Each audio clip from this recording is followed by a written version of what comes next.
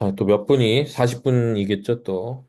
방금 이제 송순혁 교수님이랑 그 사이에 통화를 했는데 또 지워진지를 모르고 계시더라고요. 그래서 이거는 산단이나 그쪽에서 지금 석사학위 센터나 이쪽에서 뭔가 자꾸 지금 뭐 지우고 있는 것 같습니다. 하여튼 또 다음 주까지는 제가 고쳐볼 테니까 어, 하여튼 뭐 모르겠습니다. 제가 그러면 그냥 뭐 사더라도 줌을 그냥 사야지 이렇게 학교가 협조를 안 해주면. 자, 일단은 진행을 할게요. 그래서 공유를 해가지고 저쪽을 누르면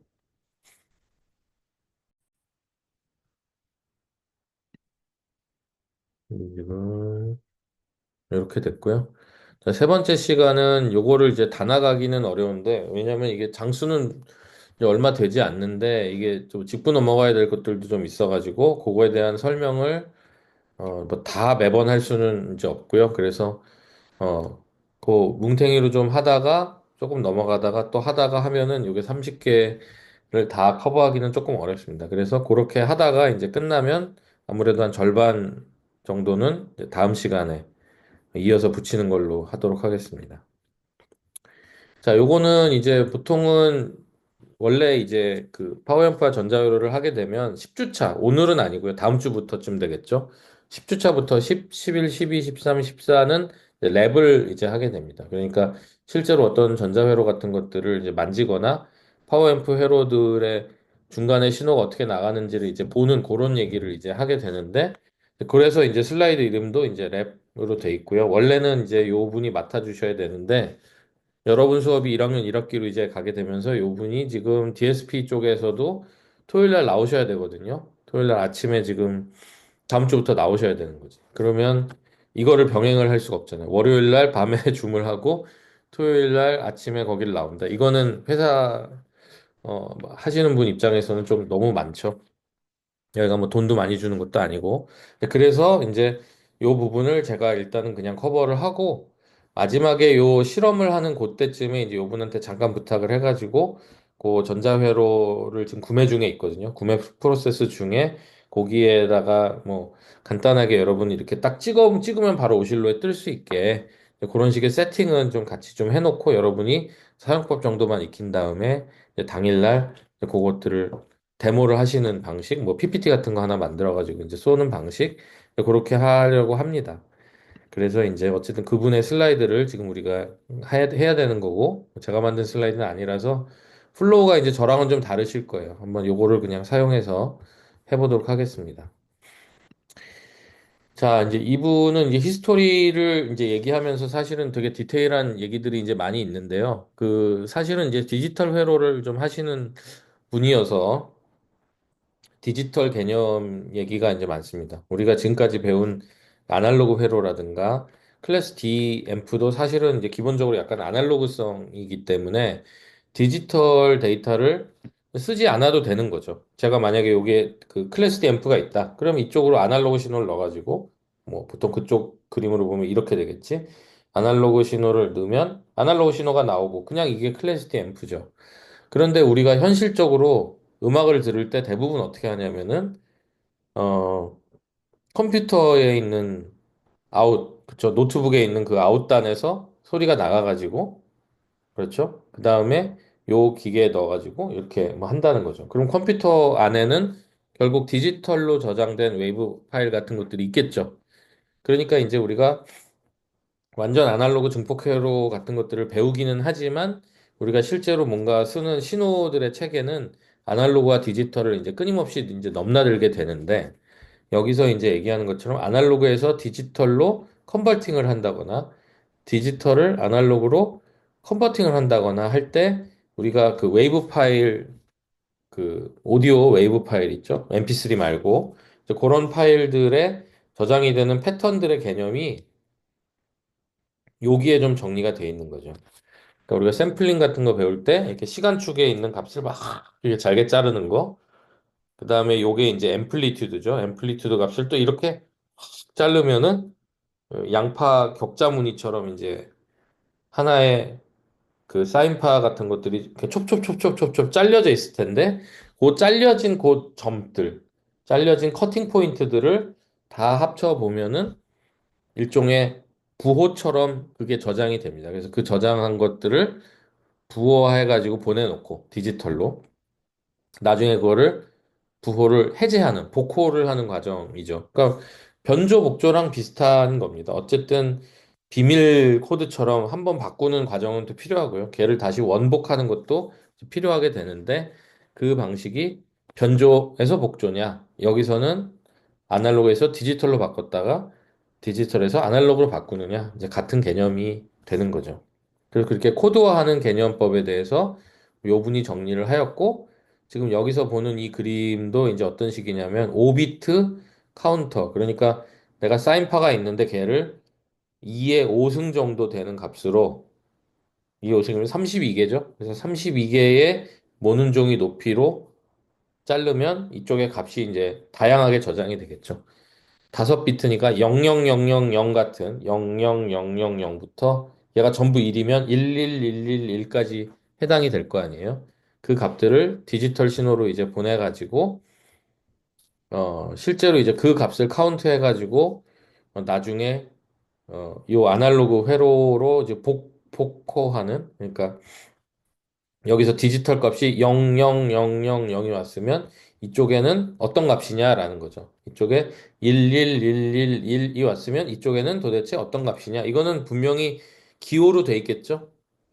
11111을 사인파의 최고값으로 설정하면 그게 그런 값이 되는 거고 00000을 사인파의 최저값으로 하면 이제 그렇게 되는 거죠.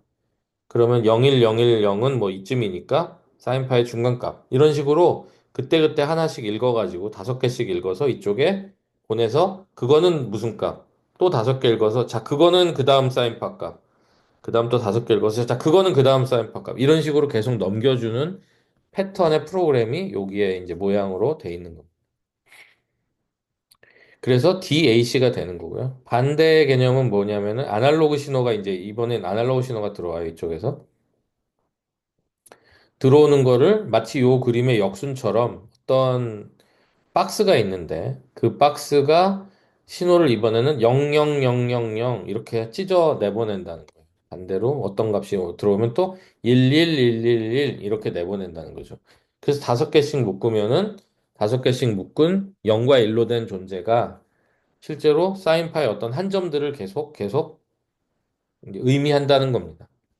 그것이 이제 아날로그 디지털 또는 디지털 투 아날로그의 컨버팅 ADC, DAC가 된다. 요 개념은 이제 우리가 지금까지 배운 적이 없기 때문에 히스토리에 나오기는 했지만 이제 한번 짚고 넘어가야 되는 방식이 있어요. 자, 그러면 이제 우리가 흔히 아는 무슨 16비트라든지 24비트라든지 32비트라든지 그렇게 되면 이쪽에서 특히 요 DAC 같은 경우에 32개 데이터가 올 때까지 이제 아무 일도 못 하게 될 수도 있잖아요. 32개가 모여야 그 32개를 딱 일렬로 세워서 0000, 1000, 1 해서 그 값은 아날로그 포인트에 여기 이제 이렇게 주는 과정들이 이제 필요한데 이제 그런 방식 말고 조금 더 그냥 비트가 하나 들어오면 뭐 바로 어디 보내고 이제 이런 식으로 계산하는 법도 있고요. 그래 뭐 32개씩 일단 모아야지. 뭐 32비트 모으는데 그렇게 오래 걸리겠어? 뭐 1초에 44,100개 중에 32개가 그렇게 딜레이를 주는 친구도 아니니까 그렇게 모아서 이쪽으로 보내기도 할 수가 있겠죠. 어쨌든 간에 그렇게 모아서 결정하고의 방식과 어떤 값이 오면 그걸 흩뿌려 가지고 디지털로 변환하는 방식, 이런 기본 방식에 대해서 일단 지금 배웠고요. 그 다음 이제 이 아저씨는 우리가 아까 얘기했던 모듈레이션 띠오리, 그러니까 어떤 값을 캐리어 주파수 같은 데다가 이렇게 띄워가지고 굉장히 높은 주파수 어디다가 이렇게 보내서 막 사용하고 편하게 쓰다가 나중에 우리가 이제 들어야 되니까 그럴 땐 다시 이쪽 주파수로 내려서 돌려주는 이제 그런 개념이 되는 거죠. 예전에는 이런 거는 AM 라디오, 그다음에 FM 라디오 이런 식으로 원래 그 높은 주파수에다가 음성 신호 같은 것들을 얻는 그렇죠. 라디오에는 음성 말고 지금 다른 걸 얹을 수는 없잖아요. AM, FM, 라디오, 음성 데이터를 얻는 거죠. 그러니까 음성 데이터는 로우 주파수, 로우 프리퀀시가 되는 거고, 뭐 AM은 킬로헤르츠 대역, FM은 메가헤르츠 대역으로 당연히 FM이 훨씬 더 이제 높기는 하지만 하여튼 어디다가 얻는 것들은 이제 개념들은 되게 비슷하겠죠. 근데 이제 얻는 방식에 있어서 AM은 왜 AM이냐면 요 사인파의 미묘한 변화, 요런 미묘한 변화를 그래, 너는 네가 변하는 거 보니까 약간 위아래로 이렇게 출렁이더라. 그렇죠?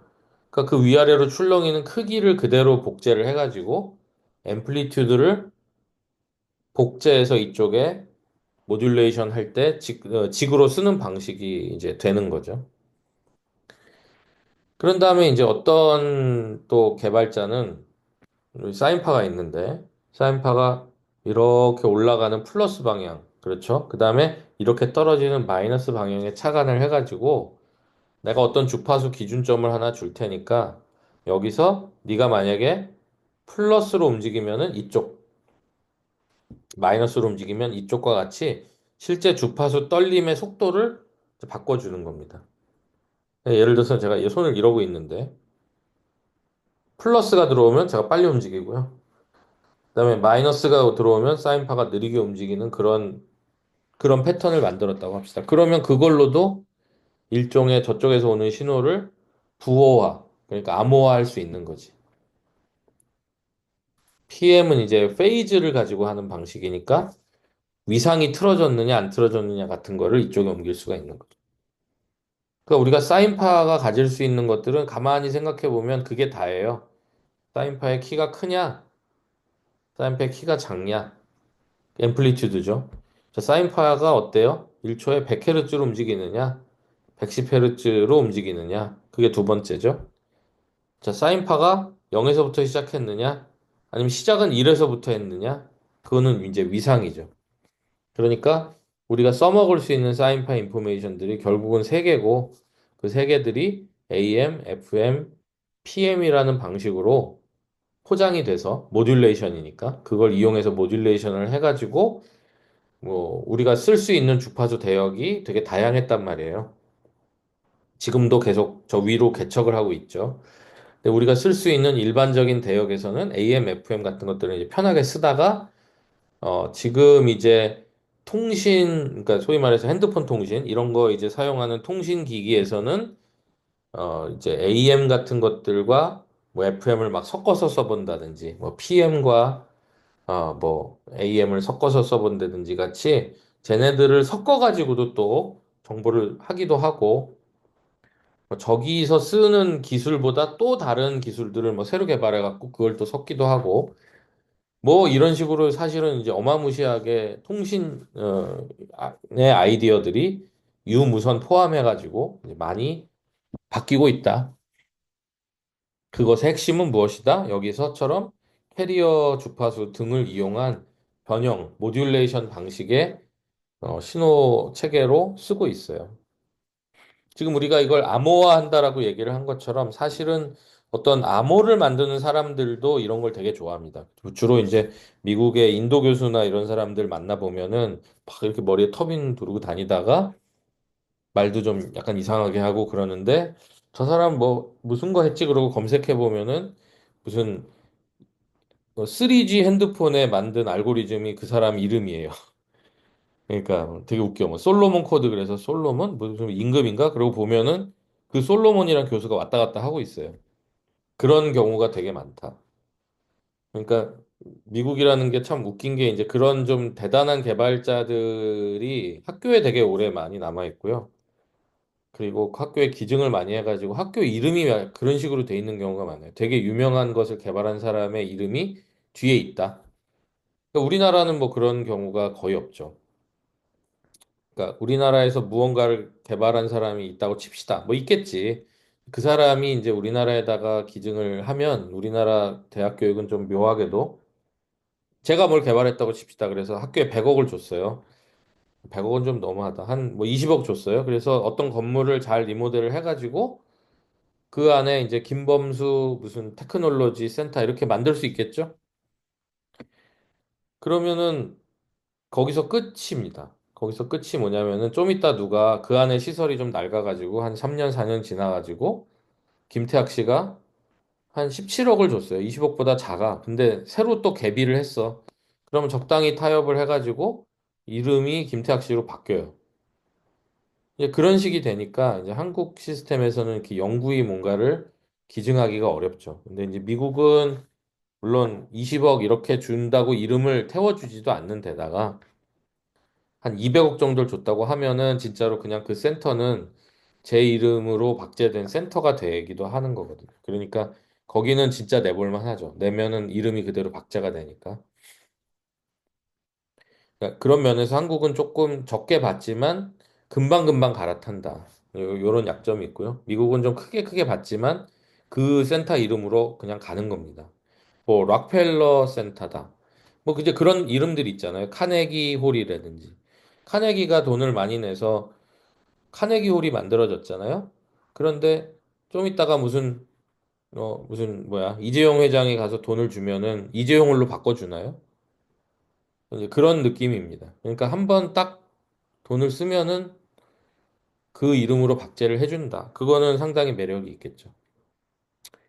자, 이제 왜 그 말씀을 드리냐면은 여기 요런 데 나오는 사람들 있잖아요. 요런 사람들 뭐 리브스라든지 뭐 여기에 내릴 땐 또 왜 안 돼, 이게.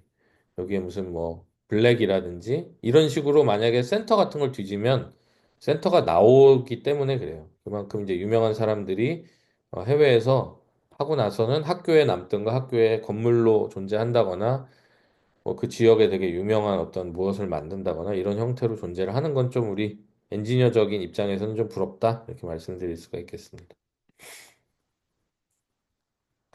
자, 세 번째는 뭐 여기도 벨 또 이름 나왔죠. 이 사람이 벨 알렉산더 벨이죠. 알렉산더 벨의 랩이죠. 이 이름이 이렇게 있는 거지. 제가 이걸 산다고 이름이 바뀌는 게 아니죠. 어쨌든 이제 이 사람이 하는 방식은 이제 뭐냐면은 이건 DSP를 이제 사실은 배우고 나서 요 얘기를 하면은 지금 원래 이 그 코스웍이 DSP 뒤에 지금 나온 거라서 우리가 편하게 이거를 썼지만 지금은 이제 DSP를 안 배운 상태에서 이게 나오면은 조금 이제 설명하기는 어려운데요. 이 기본적인 얘기를 하자면 제가 시간축의 데이터가 0, 1, 2, 3초, 1초마다 어떤 값을 줬다고 합시다. 제가 1초마다 클릭을 해가지고 3, 5, 지금 값이 막 나왔죠? 4, 4.5 이런 식으로 제가 클릭할 때마다 값이 나왔는데 그게 1초 간격으로 돼 있다고 합시다. 요거가 제가 만약에 요런 패턴으로 데이터가 계속 반복해서 들어온다고 하면요. 3.5, 4, 4.5, 3.5, 4, 4.5 이런 식으로 계속 반복해서 들어오는 거예요. 그런 어떤 주기성을 가진 신호가 동작할 수도 있겠죠. 사인 웨이브들이 보통 어떤 주기성을 가지니까 그런 식의 주기성을 가진 친구들을 주파수 값으로 여기 좀 애매한 그림이지만 주파수 값으로 이제 바꾸게 되면 그게 어떤 주파수 스펙트럼의 모양으로 그림이 그려지거든요. 여러분이 이제 믹싱을 하거나 뭐 이런 상황이 있는 그런 음악을 하시는 분 입장에서는 시간축에 있는 막 움직이는 친구들이 이제 주파수에 이퀄라이저 그림이나 이런 쪽에서 이렇게 막 뜨는 걸 볼 수 있죠. 이제 그런 것처럼 요 그림도 왼쪽에 있는 시간축의 그림이 오른쪽에 있는 주파수 그림으로 변형이 되는데 문제는 제가 1초마다 이걸 이렇게 클릭을 했기 때문에 너무 듬성듬성이잖아요. 제가 예를 들어서 이게 여기 물이 남은 걸 이렇게 마시면서 계속 쟀다고 합시다. 그러면 그 중간 값도 있을 텐데 제가 그걸 1초마다 재니까 아무래도 값이 부실할 거 아니에요. 그래서 더 촘촘히 값을 체크를 해보고 싶은데 제가 미처 촘촘하게 클릭을 하지 못한 상태에서 값이 저장이 돼 있는 거죠. 이런 상태가 되면은 제가 여기에 3, 여기에 5 사이에 모르겠는데 한 두 칸씩 채우자. 여기에 5, 그 다음에 여기 4 다음에 모르겠는데 일단 두 칸씩 채우자. 같이 좀 의미 없이 0을 패딩을 하게 되면 실제로 내 데이터 포인트가 많은 것처럼 느껴집니다. 사실은 되게 틀린 값이죠. 제가 3 다음에 이렇게 올라가고 있을 수 있잖아요. 3 다음에 5로 올라가고 있는 건데 저렇게 쓰면 갑자기 다 0으로 이렇게 돼버리기 때문에 실제 의미 있는 값들은 아니에요. 의미 있는 값은 아닌데 이렇게 0을 사용해서 하게 되는 방식을 이제 제로 패딩을 붙여가지고 오버 샘플링을 하였다라고 얘기를 합니다. 실제 샘플링을 오버 샘플링하면 어떻게 될까요? 그러면 요 밑에 있는 그림처럼 3, 3.5, 4.2, 5와 같이 부드럽게 올라가겠죠. 그렇죠? 그래서 밑에처럼 샘플링을 하는 게 진짜로 샘플링 숫자를 높이는 오버 샘플링이 되기는 할 텐데, 이제 그렇게 되면 딱 이렇게 모양이 어떤 주파수 딱 이렇게 패턴이 나오고 끝납니다. 요거 하나가 나오고 끝이에요. 0에서 2파이까지가 한 주기이기 때문에 한 주기 안에 요렇게 사다리꼴 오른쪽 모양이 나왔다면 요쪽에 있는 왼쪽 모양을 왼쪽에 이식하면은 요런 지금 요렇게 돼 있는 패턴 사다리꼴 하나에 패턴만큼의 주파수가 있는 거예요. 근데 이제 요거를 이렇게 중간을 내가 구하지 않았는데 어떡하냐는 거지. 그런데 여기다가 0을 이렇게 쑤셔 넣었더니 어떤 결과가 나오냐면 여기에 있는 친구는 지금 요 밑에 있는 친구랑 같잖아요. 그런데 지금 여기에 중간에 0들이 많기 때문에 생기는 각종 다른 값들이 존재를 한다. 요 다른 값은 사실은 없던 거지. 없던 건데 요 위에 패턴처럼 보면 원래 이렇게 띄엄띄엄 하게 되면 이렇게 지금 여러 가지 패턴들이 한 주기 한 주기처럼 되게 바쁘게 0에서 2파이까지의 거의 내가 보는 주기의 절반까지 값이 이렇게 차여지는 걸로 될 텐데 포인트를 이렇게 늘림으로써 여기 있는 값이 줄어들어 가지고 조금 더 이제 현실적인 값으로 이렇게 오목하게 동작을 하는 것이다. 뭐요 정도로 일단 얘기를 해놓을게요. 그래서 0을 넣음으로써 어, 요 그 엔드 포인트의 값이 그러니까 한 주기 안에 들어가는 값이 여기는 꼴랑 하나였는데 한 주기 안에 값이 되게 여러 개가 들어가는 패턴이 동작을 세배만 했더니 벌써 이제 그렇게 동작을 했고 그중에 요 아랫부분만 로페스 필터로 따내가지고 거기만 내가 값이라고 출력을 하면 그게 요 위에 하나로 이렇게 떡진 친구보다는 조금 더 정교한 값이 빠지게 되는 현상이 있다. 하여튼 그래서 이제 44.1kHz로 샘플을 녹음한 웨이브 파일을 내가 이쪽에 갖다 놓고 야 거기 녹음실에 가가지고 192K로 다시 높은 샘플로 받아라고 얘기를 하기는 어려운 상태지. 이미 끝난 판이죠. 나는 파일밖에 없어.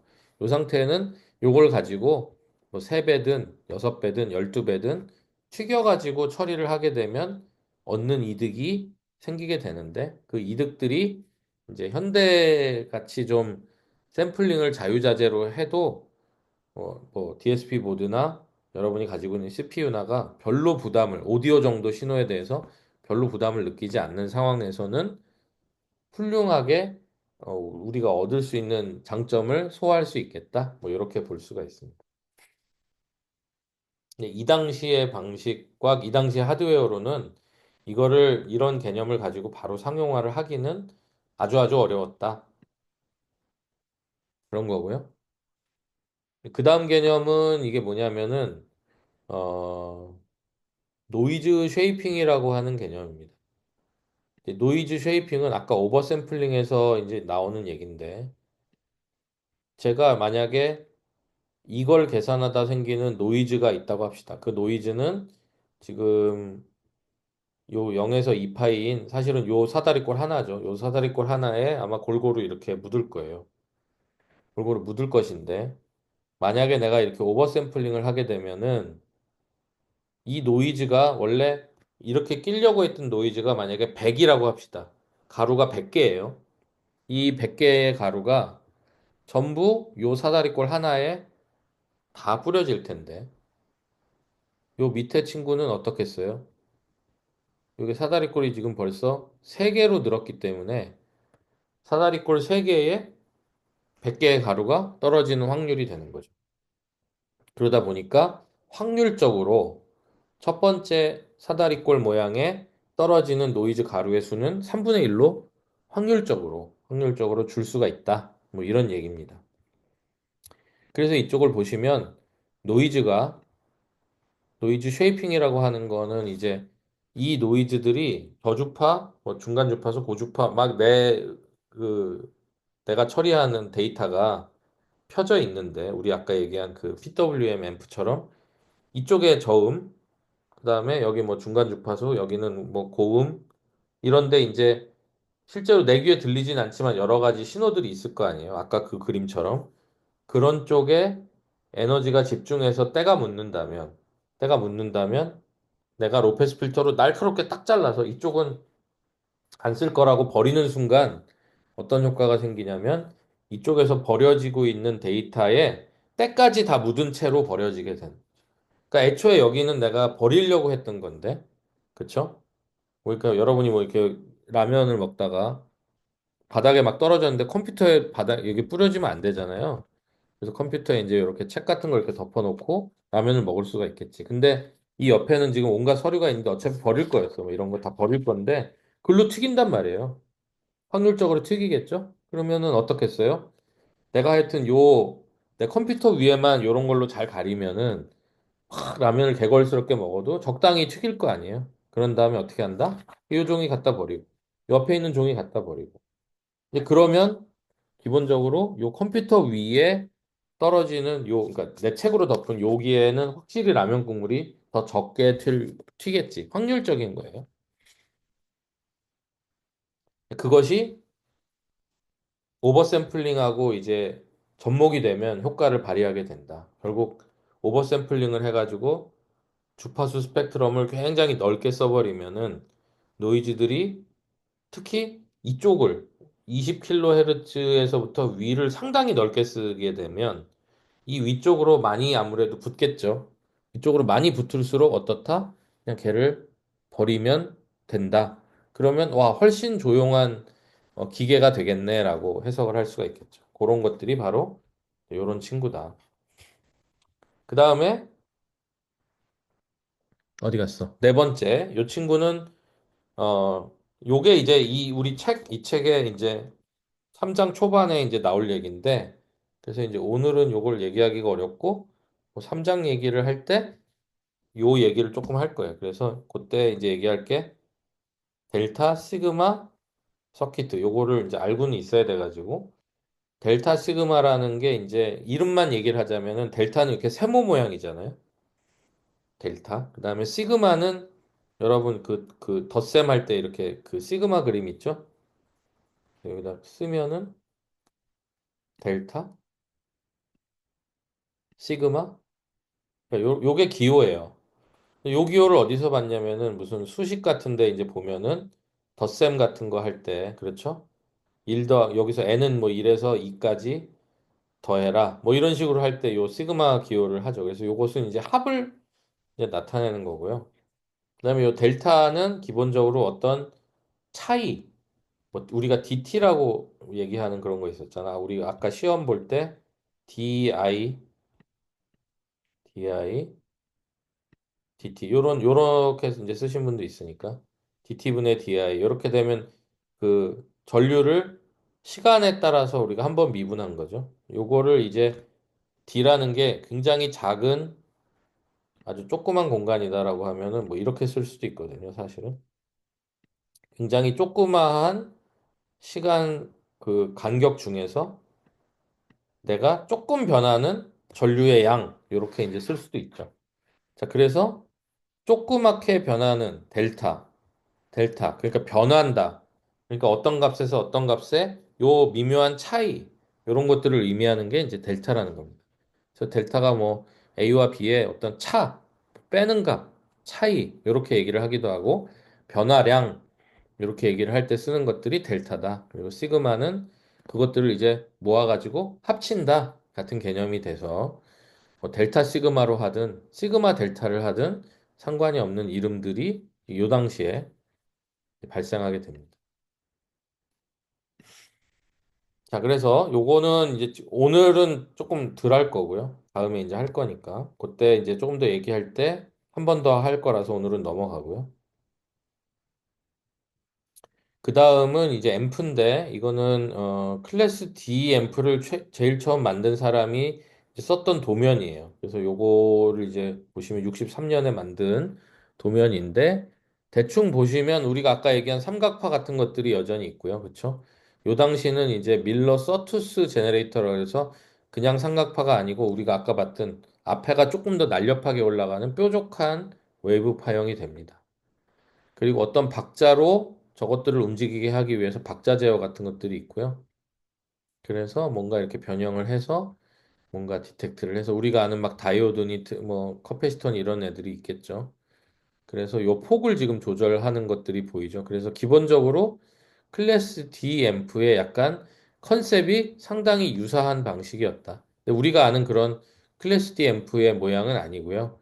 우리가 알고 있는 클래스 D 앰프 요소의 PWM이나 어떤 그 모듈레이션 파형이 제네레이트 되는 그냥 그 그림은 비슷하나 이제 우리가 아는 패턴하고는 조금 다르다. 그 다음은 이제 아까 얘기했던 그 PWM 값이 있었으니까 PWM을 써가지고 실제로 이제 오디오 앰프를 만들어서 우리가 아는 클래스 D의 가장 기초적인 모델대로 이제 해본 게 있어요. 그랬더니 여기 이제 보시면 막 10와트 하이파이 앰프 어쨌든 요런 크기로 10와트를 만들었다. 일단 되게 고효율이라고 보여지고요. PWM을 사용했다. 그리고 이게 이제 하이파이 프리앰프니까 사실은 이제 파워앰프까지는 이제 안 간 거고, 이런 잡지를 보시면 PWM은 과연 답인가? 앤서다. 뭐 느낌표 빡 찍고, Be first to own the only amp of its kind in the world. 막 이런 식으로 해서 최초로 만들었다고 막 자랑하는 것들이 있습니다. 근데 요거는 이제 10와트를 만들었는데 실제로 돌려보면 10와트가 안 나왔고 토탈 하모닉 디스토션도 아까 막 5%뭐 이런 얘기를 했는데 뭐 그렇게 좀 좋지 않았어요. 게다가 여기서 사용하는 지금 트랜지스터들이 매달려 있는데 이것들이 이제 고가가 아닌데 스위칭을 해야 돼. 그러니까 얘가 이제 힘들어 하겠죠. 스위칭의 속도 같은 것들을 담보해 줄 수가 없는 상태가 되니까 뭐 결론이 어떻게 났냐면은 일단은 되게 획기적인데 수명이 짧다. 안정하지도 않다. 귀로 들었는데 클래스 A 앰프보다 뭐랄까 노이즈가 작지 않다. 그리고 앰프도 그렇게 크지 않다.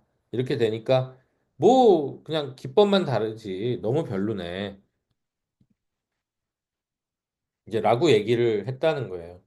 그런데 어쨌든 이 기능으로 컨셉이 나왔기 때문에 그 컨셉을 사용해 가지고 이 소자들이 좋아지면 어떻게 되겠지? 라든지 뭐 이 재료가 좋게 만들면 뭐가 되겠지 같이 이제 각각의 소자들이 개발할 수 있는 영역을 상당히 넓혀줍니다. 그래서 요때 이후로 이제 되게 실용화를 시키려고 70년대 노력을 많이 합니다. 그리고는 우리가 아까 이제 얼핏 얘기하고 넘어갔던 시그마 델타 모듈레이터라든지 필터라든지 이런 것들이 본격적으로 좀 쓸만한 것들이 개발이 되면서 70년대부터 드디어 클래스 D 앰프가 효율적으로 어떻다. 앰프파형은 밑에와 같다. 같이 좀 이론적으로 정립이 되는 순간이 이제 70년대부터 등장을 한다는 거예요.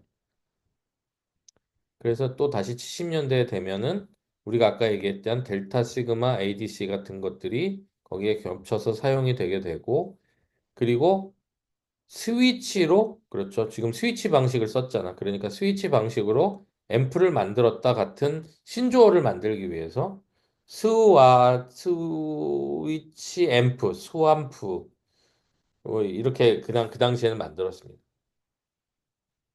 처음에 만들었던 10와트에 비해서 채널당 125와트면은 상당히 훌륭한 앰프죠. 우리가 100와트 정도 되는 앰프, 클래스 A 앰프를 생각하시면 상당히 규모가 있는데 보통 우리가 이렇게 좀 손으로 들 수 있는 그런 정도의 클래스 A 전통 방식은 클래스 AB가 아니면 한 50와트일 확률이 상당히 높단 말이에요. 근데 채널당 125와트면은 상당히 효과적인 친구였지. 그래서 사이즈가 작다는 게 어필이 드디어 됐고요. 특히 125라는 거는 상당히 달성하기 어려운 거기 때문에 대출력의 목적도 달성을 했고 앰프 켜놓으면 막 따뜻했는데 훨씬 덜 따뜻하고 그리고 덜 따뜻하다는 얘기는 그 트랜지스터가 열이 되게 많이 나니까 요 친구 옆에 방열판 같은 걸 붙여서 열을 식히거나 해야 되거든요. 요 사이에도 이제 열이 잘 전도되는 액 같은 걸 발라서 이렇게 붙이죠. 이제 그런 것들도 여기 붙일 수 있는 열 효율이 여기다가 큰 판을 붙이는 거 대신에 뭐 이렇게 조그만 판을 그냥 붙이면 끝난다든지 그런 식으로 하면 사이즈가 작아질 수밖에 없죠. 저 발열이 소형을 이끌어낸다는 거죠. 효율이 우리 아까 얘기한 그 그래프인데 90% 정도를 달성하게 되었다. 그래서 스위칭 앰프의 장점을 마케팅하기 위해서 스위칭이라는 말을 전면에 사용하게 되었다. 그런데 이제 우리가 지금은 이걸 모스펫으로 많이 이제 사용을 하는데 BJT의 스위칭 속도는 그렇게 빠르지 않고 조금 이제 안정성이 떨어지게 됩니다. 그래서 우리가 일반적으로 BJT를 스위칭 앰프로 사용하기보다는 그냥 순수한 증폭 앰프로 이제 많이 사용하던 시대에 BJT가 흔하던 시대에 BJT를 이용해서 스위칭을 하다 보니까 어? 스위칭이 이렇게 뭐 온오프가 이렇게 정확히 안 켜져. 라는 문제로 이 앰프가 아까처럼 플러스 마이너스가 딱 정확하게 켜져야 얘가 나중에 사인파로 다시 돌렸을 때 딱 원래 모양이 나올 텐데 이제 원복이 안 되는 상태가 되면 신뢰성 문제가 생기겠죠. 그래서 이제 한계가 있었다는 겁니다. 그래서 이제 효율도 되게 좋고 뭐 장점들을 많이 쓰고 여기 250와트가 되었다. 채널별 250와트 벌써 이제 더 좋아졌죠. 그걸 또 스테레오 앰프를 만들었으니까 500와트짜리 앰프를 만든 거잖아. 그러니까 어마무시했죠. 마켓에서 되게 좋아했는데 내가 연주를 하면 이 연주가 왜곡이 돼서 들리는 순간 이제 야 그럴 거면 그냥 클래스 A 앰프를 쫙 뭐 10개를 깔아놓고 내가 연주하고 말지라고 해버린단 말이에요. 근데 그렇게 되니까 생산이 슬프게도 중단이 되고 말았다. 그러니까 이제 그 다음에 이게 이제 우리나라 사람이 만든 우리 모스펫, UCLA 교수님이 만든 이제 모스펫은 이제 얇고 방막으로 만들기 때문에 스위칭 하는데도 유리한 데다가 소자적으로도 안정성이 조금 더 올라가고 해서 여기서 있던 BJT의 한계를 이제 극복하게 되면서 모스펫 스위칭 클래스 D 앰프라고 하고 우리가 현재 봐도 현재 어떤 클래스 D 앰프의 모양하고 그렇게 다르지 않은 방식으로 얇고 슬릭한 방식의 클래스 앰프가 만들어졌다. 게다가 똑같은 방식의 스위칭을 통해서 전원부의 규모를 줄이는 방식으로 해서 전원단에서도 스위칭 서플라이, 파워 서플라이를 만들게 됨으로써 전원부도 작아지고 앰프도 작아지고 발열도 작고 작은데 만들고 그러면 지금 딱 현대 모양으로 상당히 가까이 도착하게 되었다. 그리고 당시에는 소니가 가지고 있는 힘도 상당히 있었죠. 자, 시간이 이제 1분으로 나왔기 때문에 오늘은 여기까지 하고요. 이게 언제 끝날지 모르니까. 끝나게 되면 끝나는 거고, 여러분 하여튼 오늘 좀 고생 많으셨고요. 좀 시간적으로 손해를 봤지만 다음에 뭔가 연결을 잘해서 메이크업을 하도록 하겠습니다. 오늘은 여기까지 하겠습니다. 고생들 많으셨습니다. 고맙습니다. 아.